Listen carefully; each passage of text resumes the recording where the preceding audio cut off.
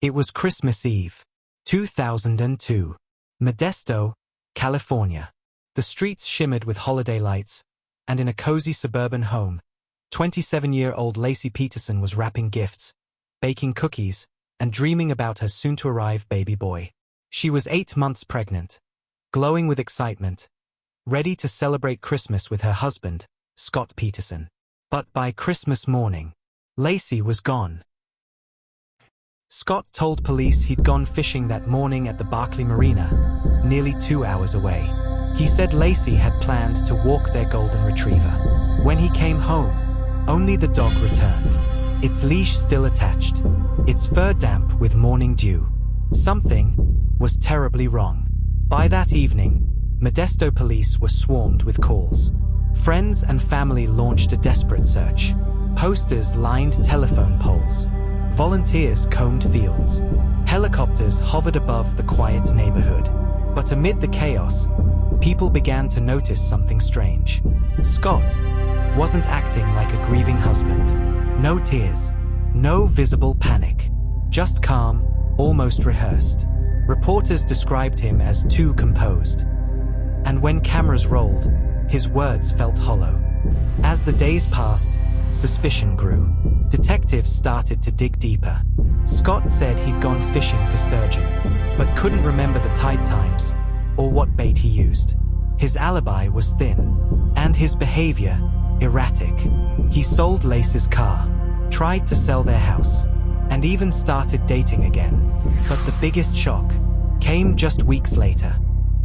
A woman named Amber Fry came forward. She revealed she had been dating Scott Peterson, and he told her he was single. Even more chilling, before Laci disappeared, Scott told Amber this would be his first Christmas without his wife.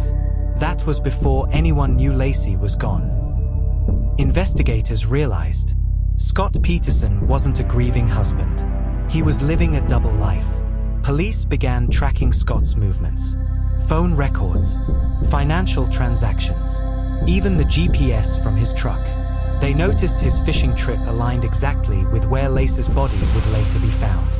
But without evidence, they had to wait.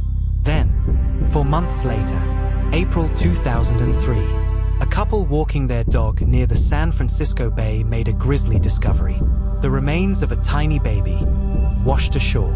The next day, a woman's body surfaced nearby. DNA confirmed it. It was Laci Peterson and her unborn son, Connor. The nation held its breath. Police moved fast. They found Scott in La Jolla, hundreds of miles away. He'd dyed his hair blonde. His car was packed. Cash, camping gear, a new phone, multiple IDs. He looked like a man ready to disappear. They arrested him on the spot. Investigators pieced the timeline together. They believed Laci was murdered in the couple's home, likely on the night of December 23, 2002. Neighbors heard the Petersons' dog barking that night, and a strange sound coming from the garage early the next morning. Forensic evidence suggested Scott wrapped Laci's body in a blue top, loaded it into his truck, and drove to the Barkley Marina. There, under the foggy morning sky, he attached cement anchors to her body and dumped her into the cold, dark water of the San Francisco Bay. Her unborn baby, Connor, was still inside her womb. When questioned, Scott never shed a tear. He smiled in court, even laughed with his attorney. But the evidence told a different story. Cell tower data placed him near the dump site. A receipt showed he bought the same kind of cement mix used for the anchors. And his phone calls to Amber Fry continued even after Laci vanished. One call, on the night of Laci's vigil, sent chills through the courtroom. Scott whispered to Amber, pretending to be in Paris, while standing just blocks away from the candlelight memorial for his missing wife. In 2004, after one of the most publicized trials in American history, Scott Peterson was found guilty of first-degree murder for Laci's death and second-degree murder for baby Connor. He was sentenced to death. The judge called his actions cruel, calculated, and heartless. Years later, in 2020, the death sentence was overturned, but his conviction remains.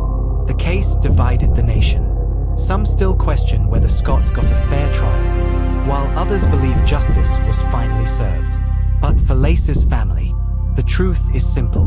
They lost a daughter, a sister, and an unborn grandson to the man she trusted most.